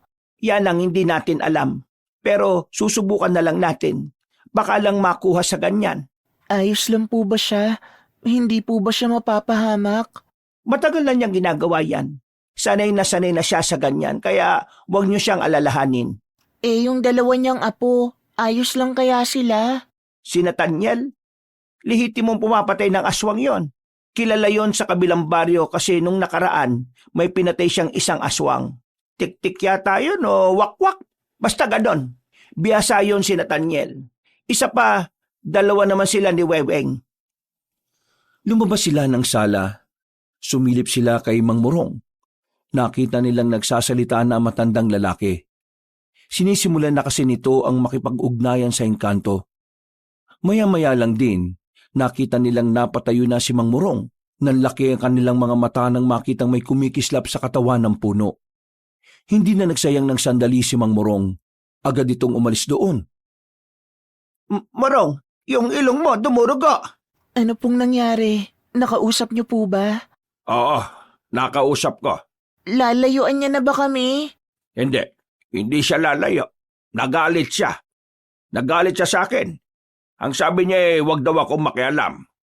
Kailangan niya raw ang 2 tagapagmana, kaya yung mga anak ninyo, yun ang punteriya niya. Diyos ko naman. Manay, mukhang hindi siya madaraan sa mabuting usapan kaya kailangan ko na rin gumamit ng kapangyarihan. Ha? Teka, ikaw? May kapangyarihan? Ano ba to? Nasa pelikula ba tayo? May kapangyarihan din ang mga albularyo? Iha, meron kaming tinatawag na anting-anting. Ang anting-anting ay nagtataglay ng iba't ibang kapangyarihan. Depende kung anong abilidad nito. Kailangan ko na itong gamitin. Malakas ang engkanto. Gumagamit ng itim na kapangyarihan. Kaya tatapatan ko siya ng kapangyarihan na sa liwanag. Hindi ko po alam ang mga sinasabi niyo pero gawin niyo po ang lahat. Hindi ko kayang mawala ang anak ko. Ako rin, hindi ko kakayanin kapag may nangyaring masama sa anak ko. Huwag kayo mag-alala. Akong bahala. Sige na, pumasok na kayo sa loob. Huwag kayong aalis ng bahay hanggat hindi ko sinasabi ha. Naiintindihan niyo ba ako? Naiintindihan po namin. Bumalik na sila sa loob ng bahay. Ang matandang si Mang Morong naman ay nasa labas lang. Inihahanda ang sinasabi nitong anting-anting. Napapalunok na lamang ng laway si Bea sa mga pagkakataong yon. Kinakabahan siya. Nababahala sa maaaring mangyari. Muli, ipinagdasal na lamang niya sa Diyos na sana walang mangyaring masama sa matanda. Ganon din sa 2 binata na si Nathaniel at si Weweng. Ano pong ginagawa ni Mang Morong? Hindi ko rin alam. Pero palagay ko, nagri-ritual siya. Ritual? Oo, ritual. Ang ritual ginagawa ng mga kagaya niya. Sabi nila, nakakatulong daw yan sa maraming bagay, lalo na sa pakikipaglaban nila sa mga kakaibang nilalang. Maya-maya ay biglang may kumatok sa pintuan. Nathaniel, Weweng, anong balita? Napas lang yun na ba ang aswang na yon? Hindi pa nga eh. Hindi namin siya mahanap. Hindi rin naman gumagana ang langis ng lana. Hindi ko alam kung bakit, Lo eh. Paano hindi gumagana? Malabnaw siya. O sige, dumito na muna kayo. Nararamdaman ko yung engkanto. Gagawa na siya ng paraan para makuha yung gusto niya. Kaya makinig kayo lahat sa akin. Kapag hindi ko kinaya ngayong gabi, aalis muna tayo sa bahay na ito. Akala ko ba masusundan niya rin tayo kahit saan? Oo, pero mas malakas siya rito sa lugar na ito dahil dito ang pinakalagusan niya patungo sa Biringan. Aling Manay, mawalang galang na po pero saan ba nagmula yung engkanto na yan? Noong nakaraang taon lang naman biglang nagkaroon ng nilalang sa punong yan. Kasi nitong nakaraan, balak na naming ipaputol yan eh. Ang kaso, yung mga magpuputol sana, sinabi nila na may naninirahan daw sa punong yon. Kaya ayun, hinayaan namin. Ang sabi naman nila, engkantong puti raw. Hindi siya engkantong puti. Nagpapanggap lamang siyang mabuti para mas madaling lumapit ang mga tao sa kanya. At para maging kampante rin ang mga nasa paligid. Kayong dalawang buntis, pumasok kayo sa loob ng silid ng lola ninyo. Manay, doon na muna kayo. Nararamdaman ko palabas na siya ulit. Hindi ko na maintindihan kung sino ba talagang kalaban natin dito. Naguguluhan na ang utak ko. Bea, dalawa nga ang problema natin dito. Yung aswang at yung engkanto.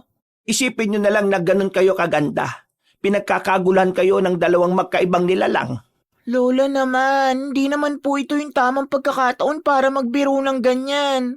Pinagagaan ko lang naman ang pakiramdam ninyo. Pues hindi siya gumaan. Uy, Bea, lola mo yan. Hindi, ayos lang Mirna, hayaan mo siya. Natigilan ng kanilang pag-uusap nang makarinig sila ng malakas na kalabog. Kasunod noon ay ang pagsigaw ni Mang Morong. Aling Manay! Lumabas kayo dyan! Aalis tayo ngayon! Nagulat sila nang makita nila si Mang Morong na may dugo na naman sa ilong. Inaalalayan lang ito ng lalaking si Weweng. Diyos ko, anong nangyari? Mamaya na ako magpapaliwanag. Tara na, umalis na tayo habang naisara ko pa ang lagusan niya. Kahit na buntis ay naunang tumakbo palabas ng bahay si Bea at Mirna. Sumakay na kaagad sila ng van. Bago sila umalis, nakita pa nila ang matandang lalaki na nagliliwanag. Nakatayo lang yun sa gilid ng puno at parang may pumipigil doon na makaalis. Weweng, ingat sa pagbabaleo ha. Baka mamaya sabay-sabay tayong mamatay. Wala kang dapat ipaglalalo. Biyasa yata ito. Ano po bang nangyari kanina? Malakas eh. Malakas yung engkanto doon. Hindi ko matansya. Kaya ang ginawa ko, ginamitan ko na muna siya ng ritual. Hindi siya makakaalis pansamantala sa kinalalagyan niya. Kakaiba yung engkantong yun. Hindi siya basta engkanto lang. Hari siya ng isang angkan sa Biringan. Anong ibig sabihin nun? Kapag hari, malakas talaga. Mas marami siyang kayang gawin kumpara sa pangkaraniwang engkanto. Saan ang punta natin ngayon nito, Morong? Doon na muna kayo sa amin. Huwag kayong mag-alala. Hindi makakalapit doon ang engkanto. Balwarte ko yun eh. Paano kung sa biyahe natin bigla na lang siyang lumitaw? Hindi siya kasing lakas kumpara nung nandun siya. Kasi wala na siya sa teritoryo niya. Bumuntong hininga na lamang ang babaeng si Bea. Naramdaman na naman niya ang malakas na pagsipa ng kanyang anak sa tiyan niya. Halos mamilipit siya sa sakit. Pero hindi na niya naramdaman yon nang maramdaman nilang may kumakalubog sa ibabaw ng van. Tiningnan ni Nathaniel ang langis ng lana. Malakas ang kulo nito. Isang indikasyon lamang na ang aswang na kanilang hinahanap ay nasa bubungan. Webeng, bilisan mo! Sabay magpreno ka ha! Yun lang pala eh. Hindi nagdalawang isip ang lalaking si Weweng. Agad-agad nitong pinaharurot ang sasakyan. Maya-maya lang din, bigla naman itong nagpreno ng malakas. Tumilapon ng aswang sa harapan. Sasagasaan ni Weweng ang aswang na yon pero nakatalon ito kaagad. Bilisan mo lang ang pagmamaneho! Hindi naman na makakahabol ang isang yan kapag nakarating na tayo sa lugar natin. Diyos ko, kanina engkanto. Ngayon aswang naman. Nung mga sandaling yon, inakala nilang tuluyan na silang nilubayan ng aswang. Pero hindi nila inakala na may nakaabang lang pala sa kanilang kamalasan. Narinig na lamang nilang pumutok ang gulong ng sinasakyan nila. Gumewang-gewang ang sasakyan, kaya napilitan si Weweng na itigil na lamang ito sa gilid kesa maaksidente. Bumaba ang dalawang lalaki. Pagbalik ng mga ito, ay sinabi nila na may mga nakalatag na mga pako at kung ano-anong matutulis na bagay sa kalsada. Isang indikasyon lamang yon na maaaring sinadya ng mga aswang ang sandaling yon. Sa puntong ito, mas lalong lumakas naman ang kaba ng dalawang buntis, lalong-lalo na si Bea. Na sa mga sandaling yon ay nararamdaman na ang pagsipa ng kanyang anak sa sinapupunan. Tila ba pati ang sanggol ay natatakot sa mga nangyayari? Huwag kayong lalabas dito. Malay, kahit na anong mangyari, manatili lang kayo rito ha. Naintindihan niyo ba ako? Oo, dito lang kami. Hindi kami lalabas dito. Pero mag-iingat kayo dyan. Lumabas ng sasakyan na matandang lalaki. Tiningnan ng tatlo ang buong paligid. Napansin nga nilang tila pinlano ng aswang ang bagay na yon. Nakaramdam na rin ng kaba ang maglololo. Alam nila na sa oras na yon, mas magiging mahirap para sa kanila ang mga mangyayari. Dahil ang kanilang kutob, hindi lang naman nag-iisa ang mga aswang na kanilang makakaharap. Lola, ayos lang po ba sila? Bakit narinig ko, hindi lang isang aswang yung makakalaban nila? Eh di ba isa lang naman yung kanina? Yun yung sinasabi ko sa inyo nung nakaraan. Maaring marami pang mga aswang dito sa Capiz pero naghahanap pa lang sila ng tamang pagkakataon para lumabas. At parang palagay ko, para sa kanila, ito na ang tamang pagkakataon. Halos 2 minutong tahimik lang ang paligid. Ang tanging maririnig lamang nila ay ang mga kuliglig sa paligid. Mga ilang sandali lang, nakita na rin nilang may mga aswang nang lumabas mula sa likuran ng nagtataasang puno. Mababangis ang angil na mga yon, mga tila gutom na gutom. Mga aswang, ihanda niyo mga sarili ninyo. Ito na naman tayo. Kayang-kaya natin to. Nagsimula ang laban. Biyasa naman na ang maglololo kaya kahit na papaano ay hindi naman sila nalalagay sa alanganing sitwasyon. Kayang-kaya nilang palaga ng mga aswang kahit itak lang ang kanilang gamit. Sa katunayan, tila ba ginagawa lang nilang sisiw ang mga nakakaharap nila. Samantala, napasigaw naman sila Bea sa loob ng sasakyan na may magtangka sa kanilang buhay. 2 aswang ang nakalapit doon. Pilit na binubuksan ang pinto. Pilit na binabasag ang salamin. Lola, Diyos ko, nung gagawin natin? Naku po, Diyos ko. Huwag kayong mataranta. Mas lalo lang kayong mahihirapan kapag natataranta kayo. Dumami ang mga aswang na nakapalibot sa sasakyan. Noong mga sandaling yon, mabuti na lamang binalikan sila ni Nathaniel. Pinagtatataga ng binata ang mga aswang na yon. Dahilan para magpulasa ng mga nilalang. Kailangan na natin makalis dito. Seryoso ka ba? Aalis tayo? Ang daming aswang dyan sa labas. Mas mahirapan tayo mamaya kapag mas dumami pa sila. Kaya habang kakunti pa lang, kailangan na nating lisanin ang lugar na ito. Tingin ko tama siya, Mare. Tara na. Magtiwala na lang tayo sa kanila. Kahit na takot pa rin sa mga sandaling yon, sumunod na lang din si Bea. Sobrang nag-aalala na rin kasi siya sa kanyang dinadalang sanggol. Pero laking pasalamat na lang niya kasi kahit na papaano malakas pa rin ang kapit ng bata. Matapos kalabanin ng maglololo ang unang grupo ng aswang, nagmamadali na rin nilang nilinisan ang parting yon ng daan. Naglalakad lang sila ng mabilis habang nasa kalsada sila. Habang tinatahak nila ang daan, bigla namang nanakit ang tiyan ni Mirna. Bakit? Manganganak ka na ba? Hindi ko alam, parang namumulikat. Ewan ko, ang sakit. Nako, ayos lang ba sa'yo na hilutin ko ang tiyan mo, iha? Sige na po, sobrang sakit eh. Lo, kung tatagal tayo dito, baka maabutan tayo. Sasaglitin lang natin. Baka mamaya mapahamak yung sanggol sa tiyan niya kung lumala ang sakit ng tiyan niya. Weng, bantayan natin yung paligid, dali. Ang sakit, Diyos ko, ang sakit. Umalma ka lang, iha. Naninigas lang ang tiyan mo pero hindi ka pa manganganak. Mang Murong, dahan-dahan lang ah. Baka kung anong mangyari sa kaibigan ko.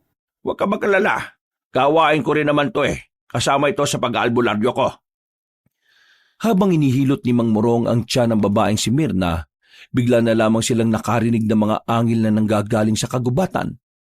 Lalong nataranta si Mirna. Huwag mo silang intindihin. Kailangan mong kumalma.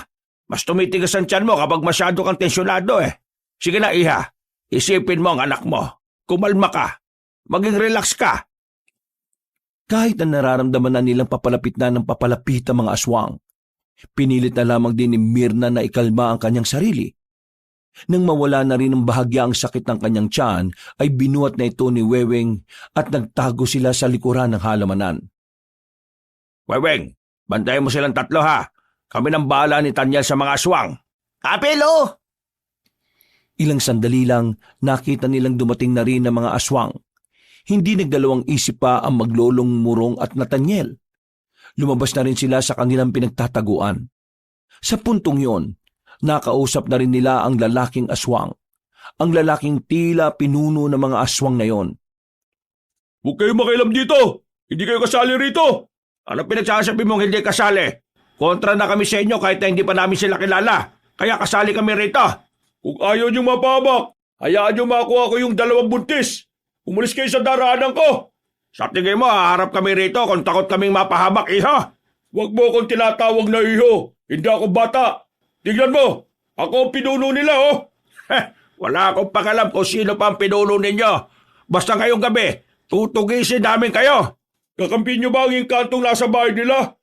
Sinasabi ko na nga ba pinagtutulungan niyo ako Kakampi, pareho lang kayong kampo ng kadiliman Kaya bakit kami kakampi sa inyo? Pareho namin kayong papaslangin lang hindi na kayo makapanggulo pa ng ibang tao.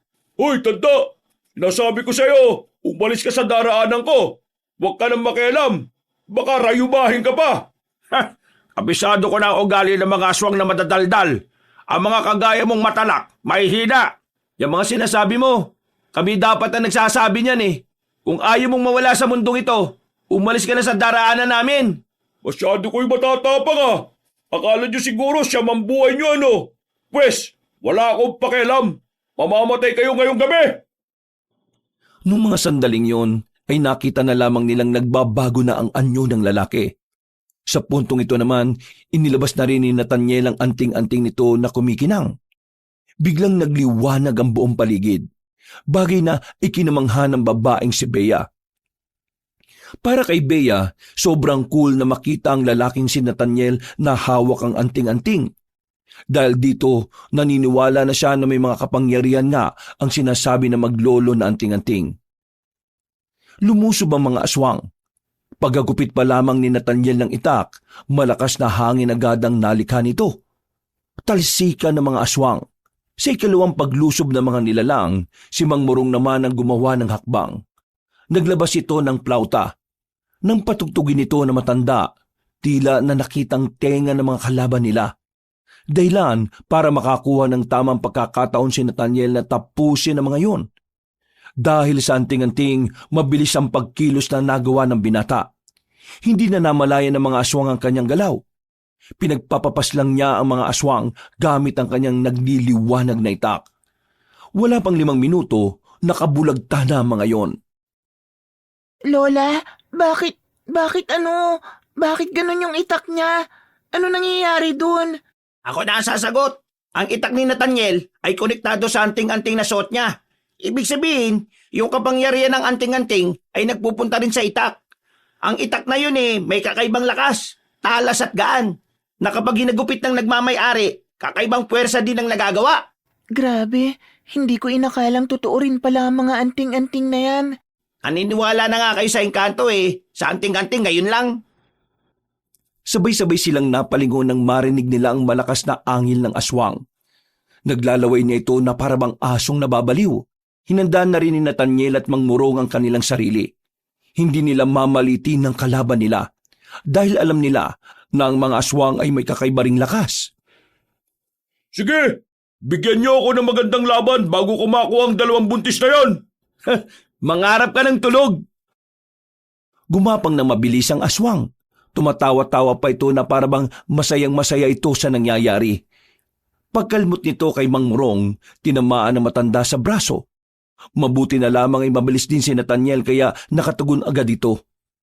Hinagupit niya ang aswang ng kanyang itak. Sa bilis ng kanyang kilos ay hindi na nakailag pa ang kanilang kalaban.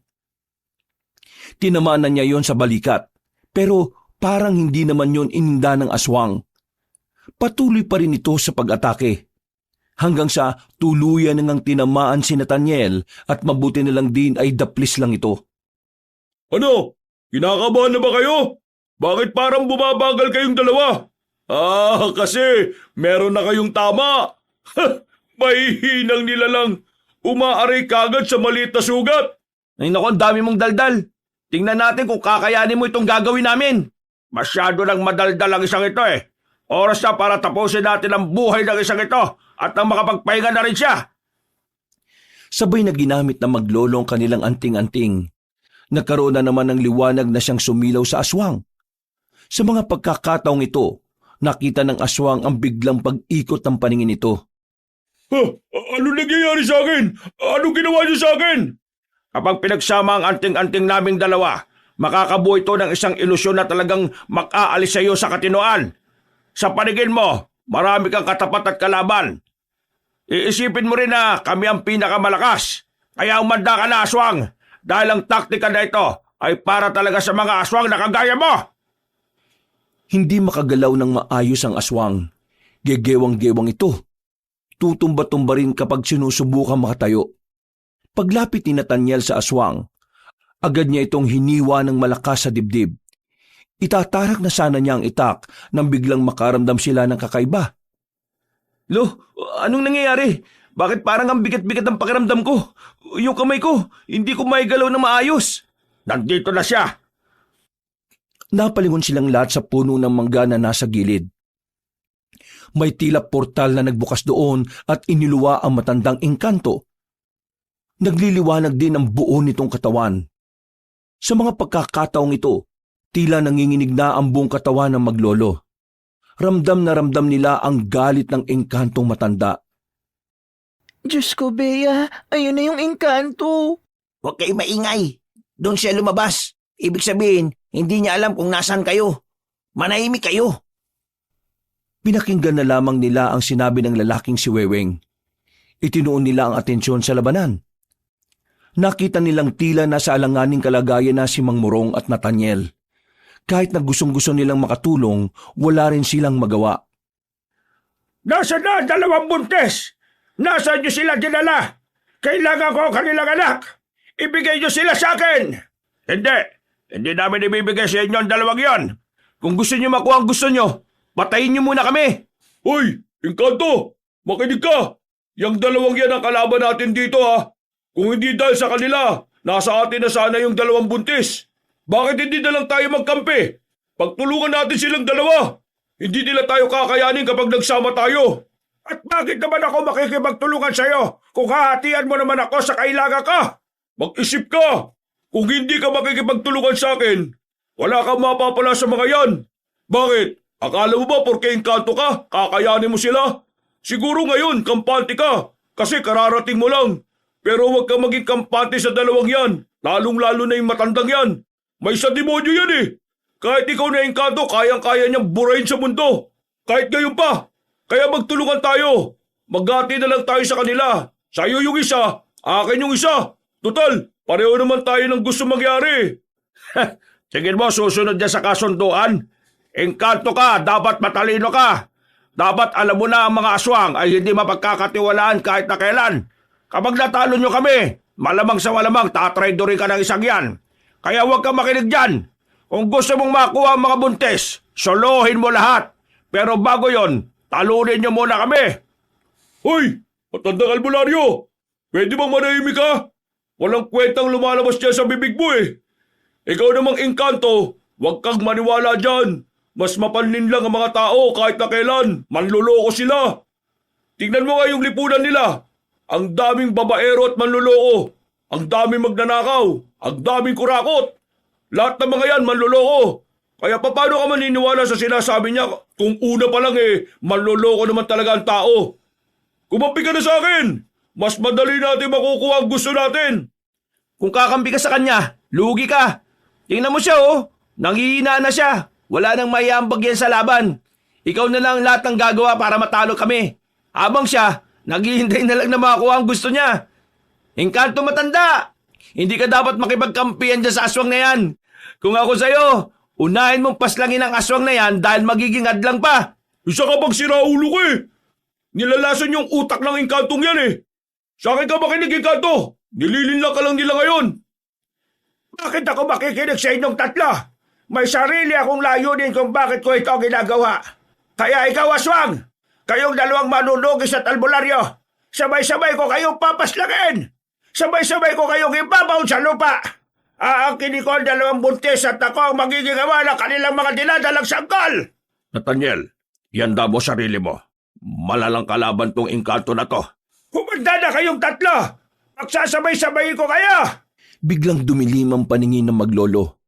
Naramdaman na lamang nila na nasa gilidan nila ang matandang engkanto. Sa hindi malamang dahilan, biglang naramdaman nila ang suntok nito sa kanilang tagiliran. Hindi yun sobrang lakas, pero yung epekto nito sa kanilang katawan ay mabigat. Naramdaman nilang parang bigla na lamang may nakapasan sa balikat nila. Nag-init din ang kanilang katawan.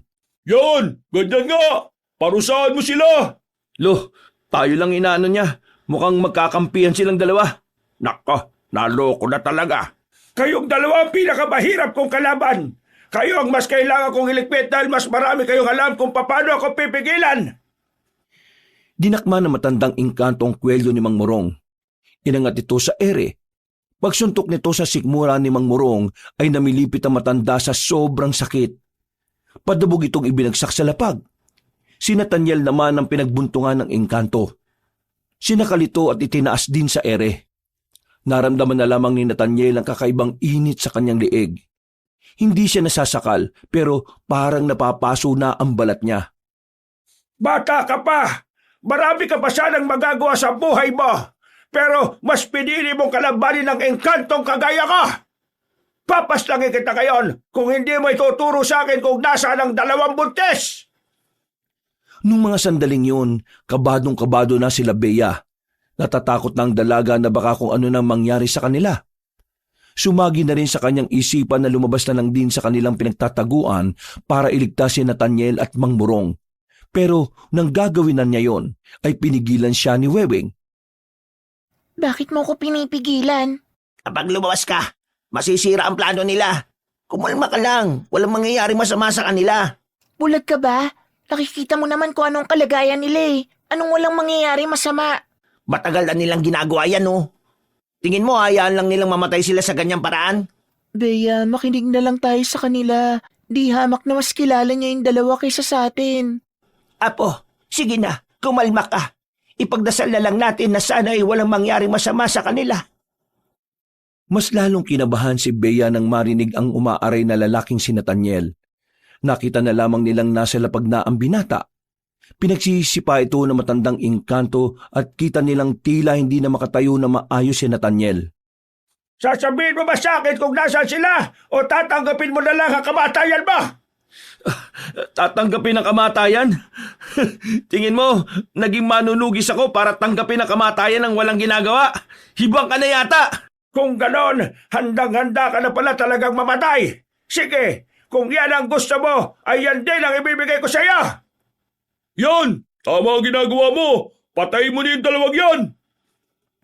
Merong kinuhang patalim ang matandang engkanto. Akmang itatarak na nito ang punyal kay Nathaniel nang biglang magsalita si Mang Morong. Naagaw nito ang atensyon ng engkanto kaya sandali itong napatigil. Masyado kayatang laging kampante, kaibigang engkanto. Anong pinagsasabi mo? Patapos na ako sa huling kabanata ng tahimik na ritual. Tahimik na alin? Kapangyarihan ng langit, ipagkaloob sa akin ang liwanag na siyang pupuksa sa kadiliman. Kalikasan at kamalayan, karunungan at kapayapaan, ibigay sa akin ang kapangyarihang pupuksa sa dugo ng kadiliman. Nanlalaki ang mga mata ng engkanto na matapos magsalita ni Mang Morong. Ilang sandali lamang, biglang humangin ng malakas. Nabitiwan ng engkanto ang lalaking si Nathaniel. Sa lakas ng hangin, parang tinatangay na rin ito. Nagkasundo ang langit at lupa upang ang kagaya mong kampo ng kasamaan ay mawala na sa mundong ito. Hindi ka na makakabalik sa iyong pinagmulan dahil mawawala ka na ng tuluyan. Tatangkain pa sana ng engkanto na makabalik sa lagusan pero laking gulat nito nang bigla na lamang nawala yon. Sa puntong ito, kinabahan na ito at sinubukan ng makaatake sa maglolo. Pero biglang humarang si Nathaniel. Takang-taka ang engkanto dahil tila biglang lumakas ulit ang lalaki. Masyado ka nagpapaniwala na kaya mo ko, no? Pwes, para sabihin ko sa'yo, nahulog ka lang sa palabas namin. Napaypay ka na kanina! Oo, kasi yun ang pinakita ko sa'yo. Kahit hindi naman totoo, nagpanggap lang ako. Hinugot ni Nathaniel ang kanyang itak at saka itinarak sa dibdib ng engkanto. Maya-maya pa, inilabas na rin ni Mang Murong ang botelya na parang kasing haba at kapal lang ng hinlalaking daliri. Ginamit naman ni Nathaniel ang kanyang anting-anting. Naglikha na naman ito ng malakas na liwanag. Kasabay ng hangin, unti-unting hinigop ng botelyang engkanto matanda. Nang mawala ang liwanag at hangin, nawala na rin ang engkanto. Naipasok na ito sa botelya. Inilipag ni Mang Murong ang botelya sa lapag at saka inapakan para basagin. Engkanto ka lang! Anak kami ng liwanag! Nagawa natin, Lo. Magaling! Mahusay ka po! Pero nawala yung aswang. Nakatakas siya. Kailangan ko siyang hanapin. Huwag na muna. Mas kailangan natin makapagpahinga, lalong-lalo na ang 2 buntis na kasama natin. Nang masigurong wala ng panganib, lumabas na rin sila Bea at nilapitan na maglolo. Nakahinga na rin sila ng maluwag. Nawala na rin ang kanilang pagkabahala. Mabuti naman at ligtas na kayong dalawa. Hindi na tayo susundan ng aswang. Wala na rin ang engkanto. Kaya makakauwi na tayo. Kailangan na lang natin maghintay ng dadaan. Kung wala tayong magagawa. Maglalakad tayo papunta sa amin. Sandali lang, gaano po ba kalayo yung sa inyo? Baka hindi namin kayanin ni Bea. Huwag ka mag-alala. Nandiyan naman si Weweng at Nathaniel. Bubuhatin nila kayo. Doon naman, alam mo namang hindi kami magkasundo ng isa dyan eh. Hindi ako papabuhat kung yan lang din naman. Pambihira naman kayong dalawa, oh. Nalagay na nga sa langanin ng buhay ng lahat nag-aaway pa rin kayo. Kung yan lang naman ang problema ninyo, madali lang yan solusyonan. Weweng, ikaw ang magbuhat dito kay Bea. At ikaw naman, Nathaniel, ikaw dito sa isang buntis. Sige na, wala na tayong magagawa. Tiisin nyo na lang ang isa't isa. Ipasan nyo na ang 2 buntis na yan at nang tayo lalarga na.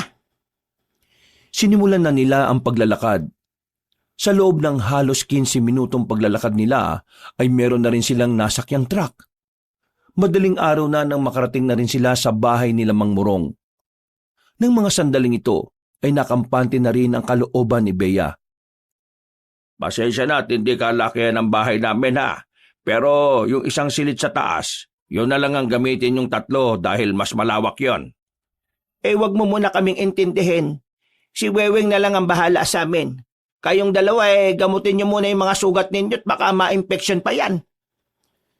Maya-maya lang din, nagtungo na rin sila sa kanilang kwarto. Ginhawa ang kanilang naramdaman nang sa wakas ay makahiga na rin sila. Hinihimas ng 2 buntis ang kanilang tiyan. Sa lahat ng nangyari, humahanga sila sa anak nila dahil kahit nakakaunti, hindi nagparamdam ng pagbitaw ang 2 sanggol. Para kay Bea, isang malaking himala ang nangyayari. Kung ibang buntis ang nasa kalagayan nila, marahil nawala na ang anak nito. Mauna na ako matulog sa inyo, ha? Masakit na naman kasi ang ulo ko Nung nakaraan pa ako walang maayos na tulog. Huwag na kayong papaabot ng umaga. Stress na kayong dalawa. Baka mamaya makaapekto na yan sa anak ninyo. Sige po, La. Maya-maya matutulog na rin naman kami ni Myrna. Papaantok lang po kami. At saka mahihirapan din po kasi kaming matulog tuwing pipikit kami. Pakiramdam namin bigla na lang may aswang nalalabas Hindi dinadalaw ng antok ang 2 buntis ng mga sandaling yon. Hindi nila maiwasang maging tamang hinala sa kanilang paligid. Bawat mga kaluskos na maririnig nila, iniisip nilang baka aswang yon. Saan ka pupunta? Ba't babangon ka pa? Akala ko matutulog na. Natatai ako, Myrna. Pwede bang tumae rito sa higaan? Sige na, umalis ka na. Nagmamadali silang lumabas. Buti na lang ay nakasalubong niya si Nathaniel. Kahit na medyo inis siya sa lalaki, ay nagpasama na lang siya rito. Malapit nang matapos ang babae nang makarinig siya ng kalabog sa labas. Nandito yung aswang! Naalarma ang babae. Dali-dali siyang naghugas ng kanyang puwet. Paglabas niya, nakita niya si Nathaniel na nakaupo na habang hawak-hawak ang tagiliran. May tumutulong dugo roon. Napatingin naman sa kanya ang aswang. Akmang tatakbo na siya papalapit kay Nathaniel nang biglang humarang ang nilalang. Naglalaway ito habang nakatingin sa kanyang tiyan. Saan ka pupunta ha? Sa akin ka lang. Kung hindi ka mapupunta sa engkanto, ako na lang makikinabang sa'yo. Ang pangit mo! Sana kinain ka na lang ng pating sa barko! Akmang dadakmay na ng aswang ang babaeng si Bea nang biglang dumating na si Mang Morong. Gamit ang kutsilyo, pinukol na matanda ang patalim patungo sa kinaroroonan ng aswang. Tinamaan yon sa bandang leeg. Dahilan para mawalan ito sa wisyo. Hindi naman sinayang ni Bea ang pagkakataon. Kinuha niya ang balde sa gilid at pinalo sa mukha ng nilalang. Hindi pa ito nakontento. Isinaklob ng babae ang balde sa ulo nito at saka tinulak ng malakas. Nang matumba ang aswang, ay dali-dali namang lumapit si Mang Morong. Dala-dala ang itak, itinarak nito ang patalim sa dibdib ng aswang. Sa puntong ito, unti-unti nang nalagutan ng hininga ang lalaki. Napahawak naman sa dibdib ang babaeng si Bea sa mga sandaling yon. Buong akala niya ay katapusan na nilang mag-ina. Mang Morong, sigurado bang patay na ang aswang na yan?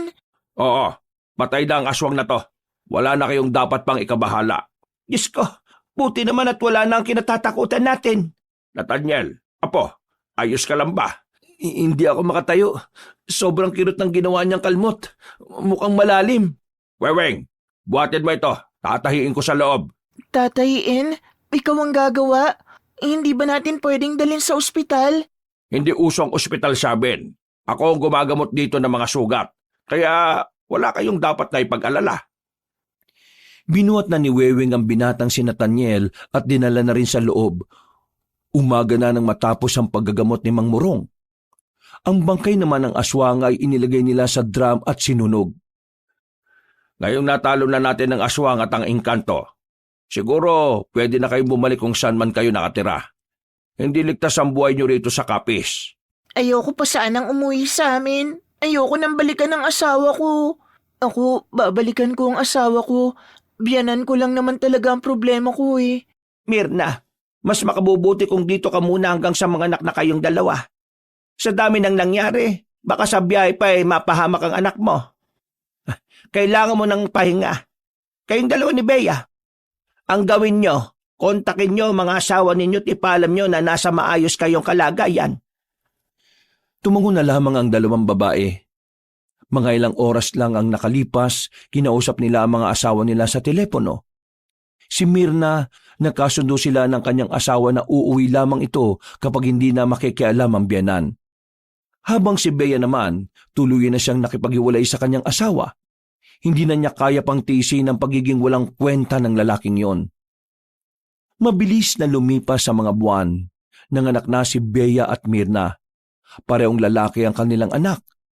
Malusog at wala man lang kahit na anong problema. Sa palagay nila, isang malaking himala para sa kanila ang pangyayaring yon. Sa dami kasi ng mga masasamang nangyari sa kanila, nanatiling matibay ang dalawang sanggol. Nang magkaroon na ng pagkakataong makauwi, bumalik na si Mirna sa kanyang asawa at nagsimulang muli. Habang si Bea naman, mas pinili na lamang niyang tumira sa Kapis kasama ng kanyang lola. Doon na niya balak palakihin ang kanyang anak. Kinuha niya mga ninong ang maglololo at sa paglipas ng mga taon, unti-unti na rin napalapit ang kanyang kalooban kay Nathaniel. Kahit siya, hindi niya rin inakala na darating ang oras na ang lalaking kinaiinisan niya ay siya pa palang magugustuhan niya. Sa ngayon, masaya si Bea sa samahan nila ng binata. Nagpapasalamat siyang tinanggap siya nito ng buong buo at walang halong panghuhusga.